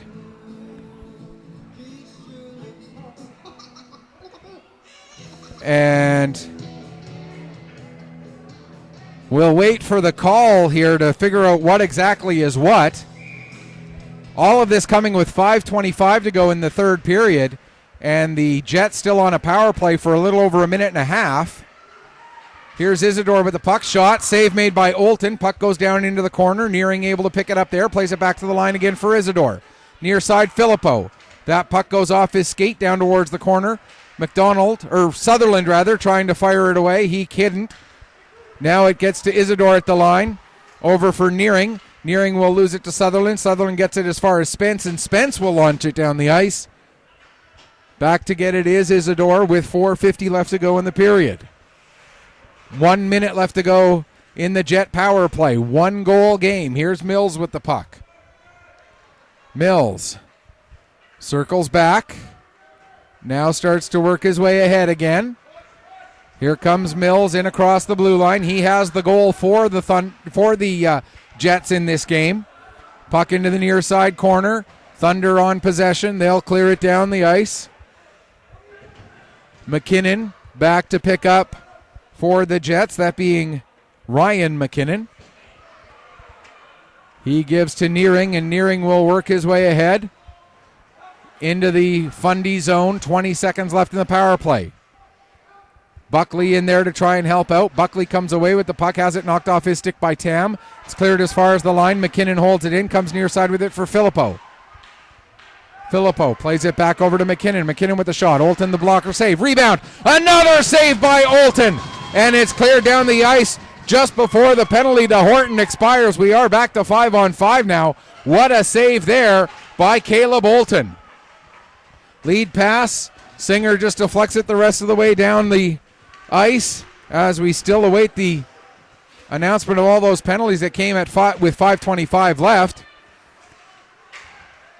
Now 3:25 left to go. Lafort gets the puck back in across the line, but that's going to be an offside against the Jets.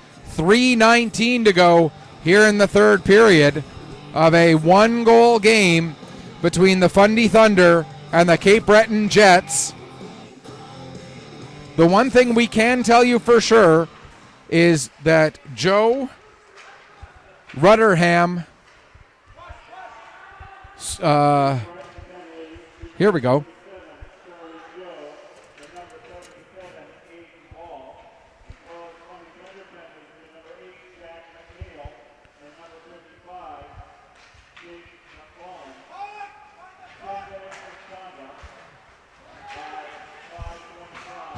Okay, so all of those penalties were 10-minute misconducts. McNeil and McClellan of the Thunder. Ball and Joe. I thought it was Rutherham and Joe. As Ball is out there on the ice, yeah. It was 11, not 77. 11, not 77. 77 still out there. Yep. So, yeah, it was 11, Rutherham, and 27, Joe, who get 10-minute misconducts. And it was McNeil.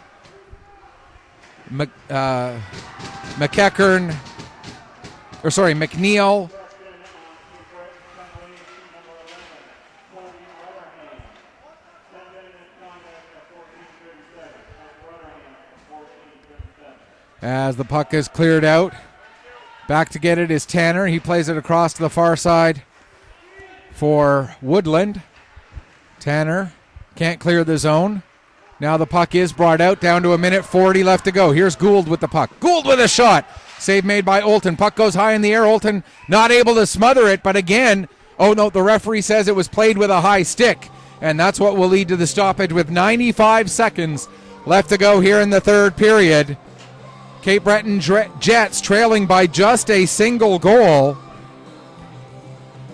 as they have turned it up here in the late stages of the third period.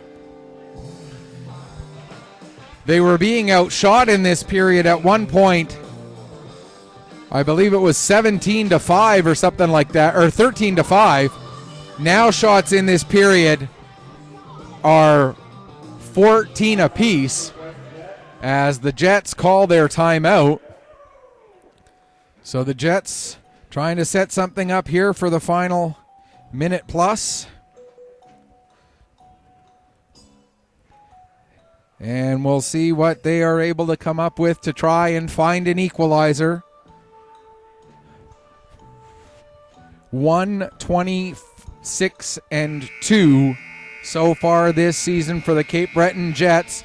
But right now they are 95 seconds and just one goal short from earning a point against the league's top-ranked team, the Fundy Thunder. Face-off will be out in neutral ice. Still in his net for now is Andrew Shimon, but you know that if they get possession down into the Fundy zone, Shimon will be looking, and Shimon doesn't even wait for them to get possession. He's at the bench for the extra attacker. So it's 6-on-5, 1:18 left to go. One of the Jets players down in the corner and will get a stoppage as it's Nearing, I believe, who's slow to get up. He is back to his feet now. Trying to get a look at the number to confirm whom it is.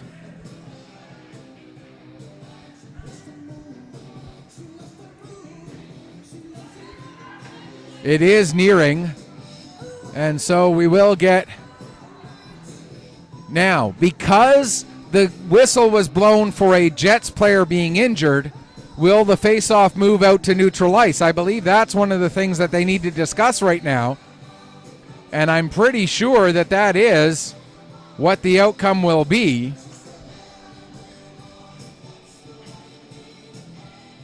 As it also, are they discussing whether a penalty needs to be called? The face-off will be in neutral ice as expected because it was a Jet player who was injured that led to the stoppage in play. They'll leave Shimon on the bench. Thunder win the draw. Battle right in front of the Cape Breton bench, Puck played in, now comes back out again. McDougall gets it to Ball. Ball will play it into the zone. Now it's sent back out into the final 55 seconds of the third period. Lafort all the way back behind his own net. Being chased down by Spence. Lafort able to get it ahead to McDougall. McDougall looking for a lane, takes the puck back behind his net, now makes the pass ahead. Over to the near side for Buckley. Buckley gets it in across the line. It's chopped back out again down the ice, and just hard enough for an icing. So with 30.6 seconds left to go, Thunder with a defensive zone faceoff trying to hang on to a 1-goal lead here against the Cape Breton Jets. Ball taking the draw against McEachern. Puck ends up going right towards Olton. He steers it away. Now 23 seconds left. Out to center. Lafort gets it back in deep. Olton out of his net to play it. Thought about shooting it down the ice and ended up shooting it into Buckley, who gets a shot away. And with 13.6 seconds left, another face-off deep inside Thunder territory. Shots now 31-31. Jets need at least one more shot on goal, and they need it to get past Caleb Olton in the next 13.6 seconds. That puck ends up going wide of the net off of the stick of Mills. Into the corner, 7 seconds left. Puck cleared down the ice, and that should have done it. But we get some pushing and shoving that leads to a whistle. And now a chance for the things to devolve here in the near corner even further. But the officials get in between the guilty parties, whom are McDonald of the Jets. And I didn't see who was throwing punches for the Thunder. One of the Thunder players had his helmet knocked off of his head. That started the whole thing. Another Jet player, give him credit, he handed, I believe it was Stewart, back his helmet so that Stewart had a chance to put it back on and get himself reset for, safety. But it was one of the other Thunder players who stepped in and started throwing punches there with McDonald. That being Jacob McDonald of the Jets. And the face-off will stay in the Thunder zone.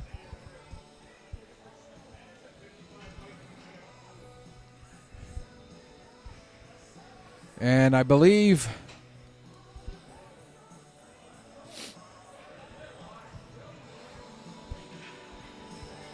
as we wait to see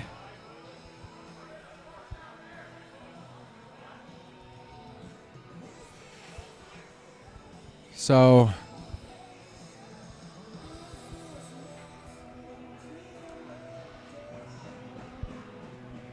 whatever the penalties end up being, the key right now is it's still 6-on-5 as everything was even on those penalties. And there's 2.7 seconds left. Off of the face-off, Buckley tries to get a shot away. Puck bounces in. And now we get another shot delivered there right at the end. Gould grabs the face mask of Spence. And hopefully cooler heads will prevail here. The final score, Fundy Thunder 2, Cape Breton Jets 1. For the Jets, a fantastic effort. They threw everything they had at the Thunder in this afternoon, or this morning/afternoon's game, but it wasn't quite enough. Great effort by the Jets, but the Thunder, too much defensive prowess. And the final score is 2-1 as the coaches come across and have a nice moment after a heated battle And hopefully the teams will have, no, we're not even, the referees are telling the players don't even bother to come and line up for handshakes. Some of the players are going to shake hands anyway, but the referees tell them don't bother. The two goalies come and give each other a big hug, as well deserved, as they both, Olton and Shimon together, combined for 59 saves on 62 shots.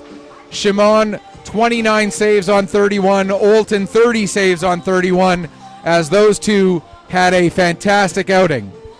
Our next Thunder broadcast will be Friday night from the Pictou County Wellness Center. Our next broadcast overall will be about 45 minutes from now from right here at Hector Arena when the Cape Breton Lynx take on the Northern Subway Selects. Until then, this is Michael Petter saying may your skates always be sharp, may your shots always hit the top shelf. Final score one last time.